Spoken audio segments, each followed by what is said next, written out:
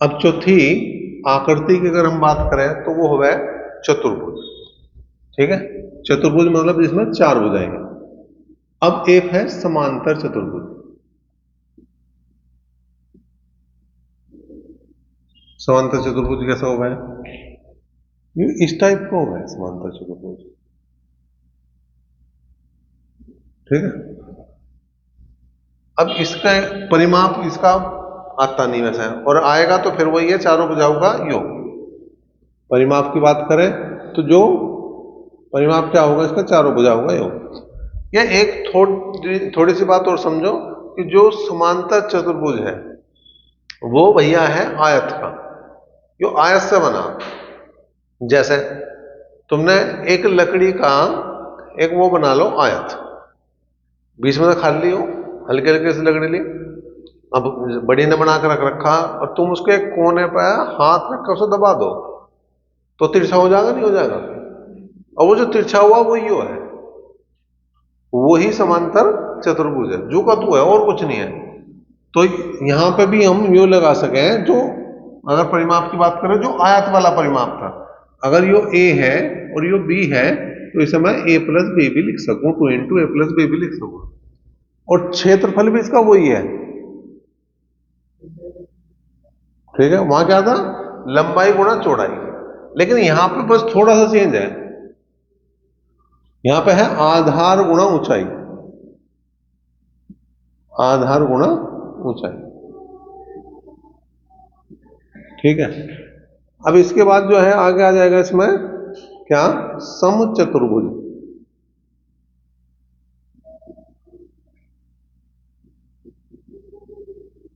समचतुर्भुज ऐसा हो जाए भाई, मतलब यो भैया है किसका? वर्ग का, वर्ग का है। ठीक है, इसको भी सेम अगर समझना चाहो तो वर्ग बना खड़ा करो, उस पर एक कोने पर हाथ रखो दबा दो, बन गया। क्या बन गया तुम्हारा? समचतुर्भुज। परिमाप करेंगे चारों भुजाओं का योग, तो परिमाप तो इसका भी वही हो गया, क्या? 4a। मतलब यो ए है, यो ए है, यो ए है, यो ए। अब इसमें बात समझने वाली है, यो है इसका विकर्ण, एक विकर्ण यो है, एक विकर्ण यो। ठीक है, अगर हम क्षेत्रफल की बात करें समचतुर्भुज के, तो 1/2 गुणा विकर्णों का गुणनफल।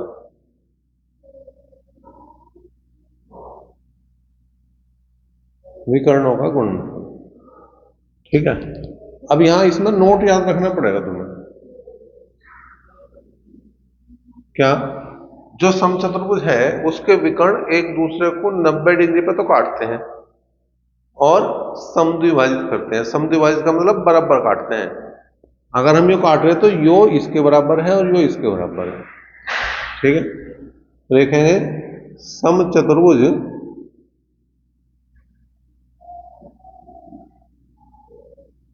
के विकर्ण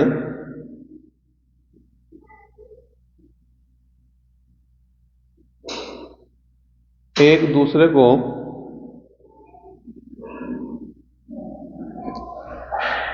समकोण पर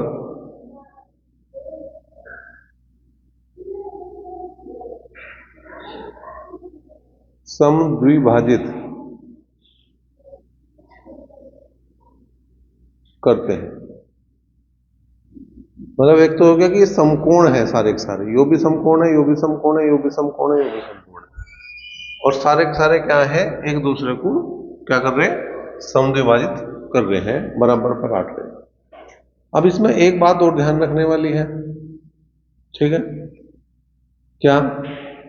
कि यहां पे अगर मैं देखूं, जब ये समकोण हो गया तो ये तो कर्ण हो गया, इस त्रिभुज की बात कर लूंगा अगर, अब यो त्रिभुज हो गया D1, तो इतनी दूरी यहां से यहां तक होगी D1/2।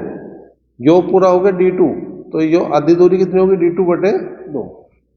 तो क्या होगा भाई?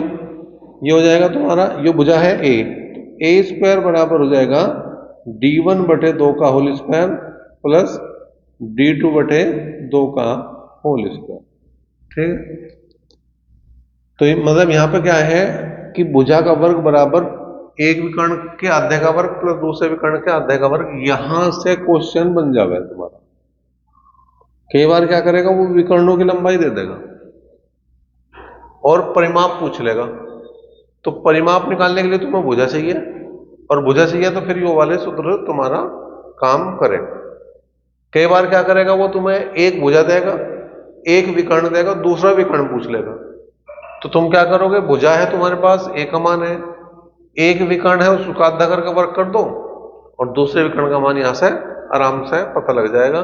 तो हमारा काम इससे भी बनेगा। तो ये इंपॉर्टेंट है बहुत, इस पर तुम्हारे उसमें सवाल आने के पूरे पूरे चांस रहेंगे। एक क्वेश्चन तो मैं भी लूंगा यहाँ पे। भाई क्वेश्चन की बात करें, एक समचतुर्भुज की एक भुजा 5 सेंटीमीटर तथा एक विकर्ण 8 सेंटीमीटर है, उसका क्षेत्रफल याद करना। पहले मैं तुम्हें पूरे तरीके से करके बताऊंगा। क्या है देखो, यो हमारा क्या है, समचतुर्भुज है। यो 8 सेंटीमीटर जो है इसका एक विकर्ण है, दूसरा विकर्ण हमें पता नहीं, यो 5 सेंटीमीटर है, तो ये 4 4 रह गया, यो हमें पता नहीं, तो ये हो गया तुम्हारा d/2 और d/2। ठीक है, अब यहां पर हमें क्षेत्रफल निकालना। जब क्षेत्रफल निकालना तो हमें पता होना चाहिए सूत्र क्या है। समचतुर्भुज का क्षेत्रफल है 1/2 विकर्णों का गुणनफल। तो जब तक हमारा विकर्ण नहीं पता लगने का, तब तक हमारा काम नहीं बनने वाला। अब हमने सूत्र लिखवा रखा था तुम्हें कि a² बराबर d1/2 का होल स्क्वायर और d2/2 का होल स्क्वायर। तो a का मतलब 5 का वर्ग, d1 हो गया तुम्हारा कितना, d1 8 है तो 4 रह गया, 4 का वर्ग प्लस d2/2 का होल स्क्वायर। 5 पंजे 25, 4 चौक 16, ये हो गया तुम्हारा d2 मतलब d2/2 का होल स्क्वायर। तो कितना बच गया 9, तो d2/2 बराबर आ गया 3, तो d2 का मान आ गया तुम्हारा 3 दूनी 6 सेंटीमीटर। अब हमें क्षेत्रफल चाहिए, तो 1/2 विकर्णों का गुणनफल, तो 8 गुणा 6, 2 चौक 8, 6 चौक वर्ग सेंटीमीटर। ठीक है, और थोड़ा सा हम इस सूत्र को छोटा करेंगे। ठीक है, हमें दूसरा विकर्ण निकालना।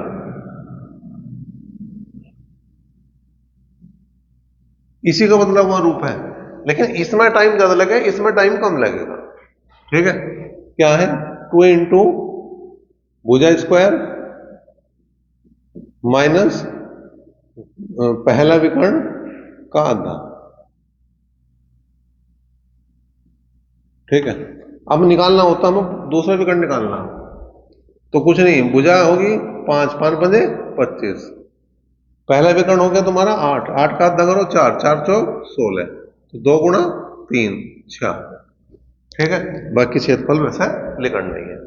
तो यो याद कर लोगे, तुम्हारा समय बचेगा। है इसी का बदला हुआ रूप, लेकिन इसे याद करने से हमें टाइम कम लग रहा है, इसे करने से हमें थोड़ा टाइम ज्यादा लगेगा। नोट लिया हमने, क्या है, एक चतुर्भुज का परिमाप 52 सेंटीमीटर है और विकर्ण की लंबाई 10 सेंटीमीटर, क्षेत्रफल बताना। तो पहले भुजा निकाल लेंगे हम। भाई ये परिमाप है, तो हमने क्या बताया था, परिमाप क्या है, समचतुर्भुज का 4 गुना हुआ है भुजा का। तो अगर हमें भुजा निकालनी है तो इसका चौथाई कर दो, 13 सेंटीमीटर भुजा है। ठीक है, अब यहां पे जो विकर्ण है एक, वो 10 सेंटीमीटर दे रखा, तो अगर मैं इसका आधा करूं तो कितना आ गया, 5 सेंटीमीटर। हमें दूसरा विकर्ण निकालना, तो अभी थोड़ी देर पहले मैंने क्या बात करी थी, मैंने कहा था कि दूसरा विकर्ण बराबर 2 इंटू भुजा का वर्ग माइनस इसके आधे का वर्ग। ठीक है, तो ये आ गया 169 में से 25 गए 144 का मतलब 12, तो 12 दूनी 24 सेंटीमीटर। एक तरीका तो ये था हमें विकर्ण निकालने का। एक तरीका क्या था कि देखो 13 सेंटीमीटर भुजा है, एक विकर्ण 5 है। ठीक है, तो ट्रिपलेट देखो, तो 5 12 और 13 क्या बने, तुम्हारा ट्रिपलेट बने। तुम्हें इतनी गुणा करने की जरूरत भी नहीं है।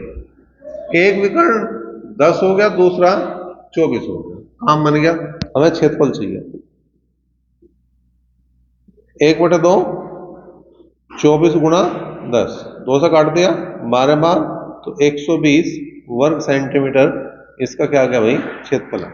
समलंब चतुर्भुज कैसा हुआ है, इस तरह से हुआ है कि उसकी आमने सामने भुजा, दो भुजा तो समांतर हुआ, दो असमांतर हुआ है। ठीक है, तो यहां पे है इसका क्षेत्रफल की अगर बात करें तो 1/2 समांतर भुजाओं का योग,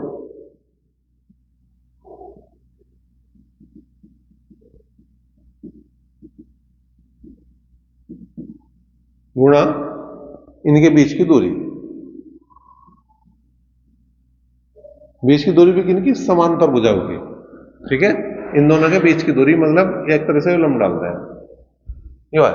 तो इस पर तो डायरेक्ट ही क्वेश्चन हमें, इसका कभी रेयर ही केस होगा कोई और पूछ ले सीधा सीधा, वो क्षेत्रफल पूछता है, दो भुजा दे देगा, बीच की दूरी देगा, बीच की दूरी को लिखेगा ऊंचाई।